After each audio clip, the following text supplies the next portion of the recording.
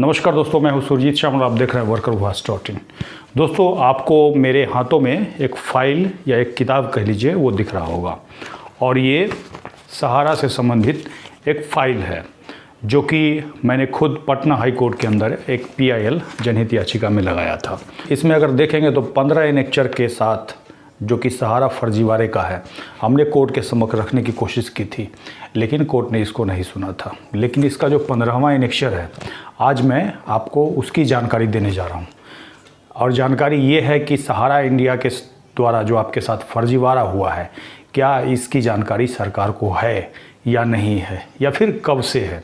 और इसी के बारे में एक सवाल हुआ था पार्लियामेंट के अंदर, जिसमें कि सीतारमन जी ने खुद जवाब दिया है और उसी का कॉपी है।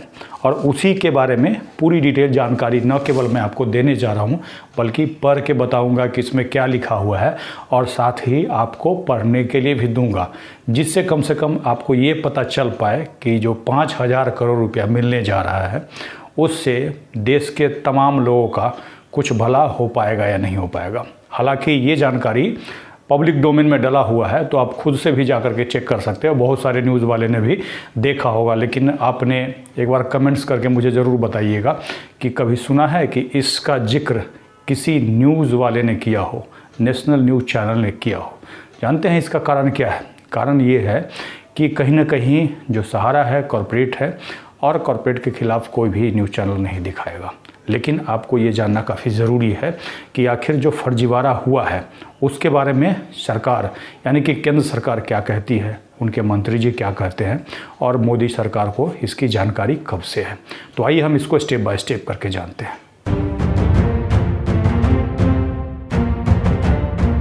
दोस्तों, आपको बता दूं कि लोकसभा के अंदर भारत सरकार के कॉर्पोरेट कार्य मंत्रालय से एक सवाल पूछा गया था, तारांकित प्रश्न संख्या 268, जिसका उत्तर सोमवार 15 मार्च 2021 और /24 यहाँ पे लिखा हुआ है। 24 क्यों लिखा हुआ पता नहीं, लेकिन मुझे ये समझ में आया कि 2021 में ये जवाब सरकार का दिया गया है। सरकार से जो सवाल पूछा है श्रीमती संगीता कुमारी सिंह देव ने, और उन्होंने क्या सवाल पूछा है उसको मैं आपको पढ़ के बताता हूँ, आपके स्क्रीन पे भी इसको दिखाऊंगा।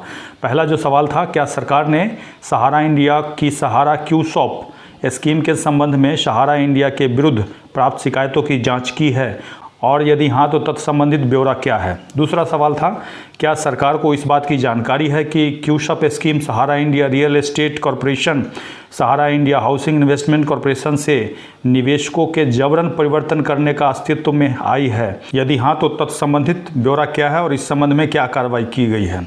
तीसरा जो सवाल था, क्या सरकार ने देश भर में SQS निवेशकों यानी कि क्यूसॉप को इन्होंने शॉर्टकट में लिखा है, उसके द्वारा दर्ज कराए गए मामलों में संबंधित आंकड़ों का संग्रहण किया है, और यदि हाँ तो तत्संबंधित ब्यौरा क्या है, और यदि नहीं तो इसके क्या कारण है।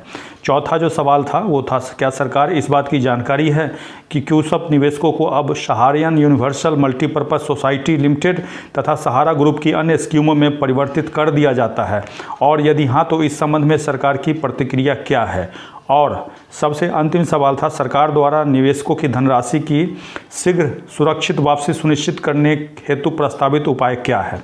तो इसका जो जवाब है श्रीमती सीतारमन जी ने दिया था, और क्या जवाब दिया था उसको थोड़ा सा आपको मैं शॉर्टकट में बताने जा रहा हूँ। जैसा कि हमने बताया था, अगर सेकेंड पेज पर आएंगे तो आपको क्लियर हो जाएगा कि इसमें इन्होंने स्पष्ट लिखा है कि 15 मार्च 2021 को ये जो सीतारमन जी वित्त मंत्री हैं और कॉर्पोरेट मंत्री हैं, उनके द्वारा ये जवाब रखा गया है, और ये अभी 2023 चल रहा है। यानी कि 2021 में भी जो बात मैंने आपको 2022 में बताया वो सीतारमन जी को पता था।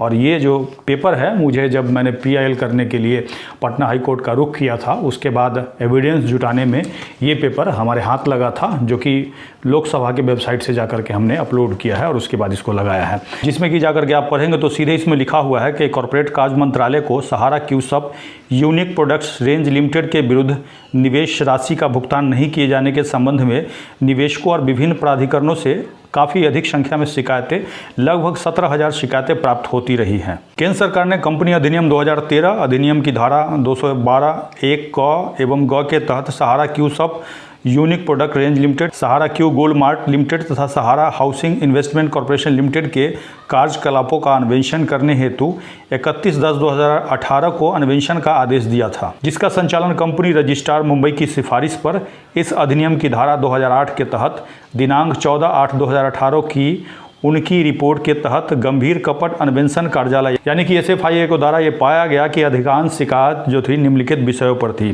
तो कौन सा विषय था, तो आपको बता दूं कि पहला जो है गलत आश्वासन पर जमा राशि का संग्रहण, यानी कि गलत आश्वासन देकर के पैसा जमा करा लिया।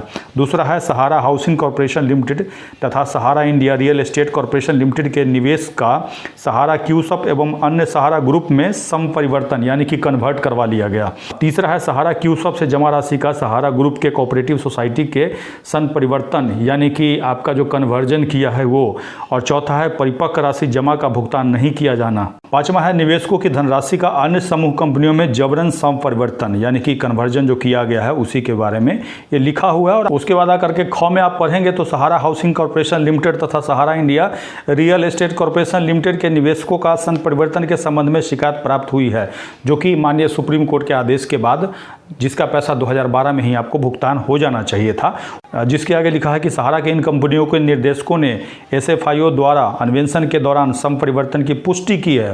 ध्यान रखिए, पुष्टि हो गया है यानी कि आपका कन्वर्जन किया है, जो कि डायरेक्टर ने उसको मान लिया है। और मानने के बाद यही नहीं बल्कि माननीय वित्त मंत्री ने खुद ही लोकसभा के अंदर इस बात को कबूल किया है कि सहारा इंडिया नामक साझेदार फॉर्म के द्वारा सहारा इंडिया से सहारा हाउसिंग में, फिर क्यूसॉप में, फिर अलग अलग जो फॉर्म है सहारा का, उसमें जो बही खाता है उसमें फ्लो दिख रहा है, यानी कि पैसा आपका कन्वर्ट हुआ है। इस बात को उन्होंने 2021 में ही माना था। यही नहीं बल्कि उन्होंने ये भी कबूला है कि निवेशकों का उनको डाटाबेस मिल गया है और उस डाटाबेस के आधार पे पूरे देश के 26 राज्यों में से 2,77,00,000 करोड़ पॉलिसियों के माध्यम से धन राशि जो है कन्वर्ट किया गया है। और अभी कुछ दिन पहले यूट्यूब पे बहुत सारे लोग ये बता रहे थे आपको कि सहारा इंडिया का जो है डाटाबेस क्या हुआ है, शेयर किया गया है किसके पास, सेंट्रल रजिस्ट्रार के पास। तो भैया डाटाबेस तो आपके पास खुद मिला हुआ है, ये खुद वित्त मंत्री ने कहा, इसको आकर के आपको खुद से पढ़ सकते हैं, इसमें कहीं कुछ छुपा हुआ नहीं है। यही नहीं वित्त मंत्री ने खुद ही लोकसभा में ये भी स्वीकारा कि क्यूसॉप से उठा करके आपका सहारियन में कर दिया गया है और अलग अलग सोसाइटी में किया गया है, जिसके बाद SFIO को जांच सौंपा गया है। और 2012 में माननीय सुप्रीम कोर्ट ने जो आदेश दिया था उसी के बाद ये जो है सेबी के द्वारा जांच सौंपा गया है। और जो क्यूसॉप है उसका जो पैसा है वापसी, वो माननीय सुप्रीम कोर्ट के आदेश के तहत कवर्ड नहीं है। कहने का मतलब 2012 में जो सुप्रीम कोर्ट का आदेश हुआ था, उस समय जो आदेश हुआ था सहारा हाउसिंग का और सहारा रियल एस्टेट का, ये क्यूसॉप नाम का जो बीमारी है बाद में आया है, यानी कि क्यूसॉप का पैसा माननीय सुप्रीम कोर्ट के 2012 वाले आदेश के तहत आपको वापस नहीं मिलेगा। तब इसके बाद पूछेगा कैसे हमारा पैसा मिलेगा, तो इसके लिए जैसा कि हमारे पास सेबी ने एक लेटर के माध्यम से बताया था, उसकी जानकारी के लिए आप यहाँ पे क्लिक कर सकते हैं। साथ ही मैं नीचे वीडियो के डिस्क्रिप्शन में दे दूंगा, जिसके तहत उन्होंने 15 अलग अलग सहारा का कंपनी है, स्कीम है, जिसका अगर पैसा फंसा हुआ है तो जल्द से जल्द आपको शिकायत का अंबार लगा देना चाहिए। क्योंकि देख लीजिए 17,000 शिकायत के बाद इन्होंने क्या किया था, जांच कराया था। इसके बाद एक बड़ा सवाल उठता है कि ऐसे में जब 2021 में सरकार को पता था तो इस बात को आप लोगों को अखबार के माध्यम से बताना चाहिए था। हमारे पास जानकारी आई 2022 में, हमने बताया। अगर यही बात 2021 में आपको पता चलती तो बहुत सारे लोगों का बहुत सारा पैसा अभी तक बच गया होता। खैर, अब ये सवाल काफ़ी वाजिब है कि 5,000 करोड़ का लॉलीपॉप क्यों दिया जा रहा है। तो जैसा कि आप पीछे से अगर हमारा वीडियो देखते आए होंगे तो हमने यही कहा था कि ये चुनावी लॉलीपॉप है और इसीलिए वो दे रहे हैं ताकि हमारा चुनाव आसानी से निकल जाए। और इसी के तहत पूरे देश का डाटाबेस इनके पास है, खुद ही है।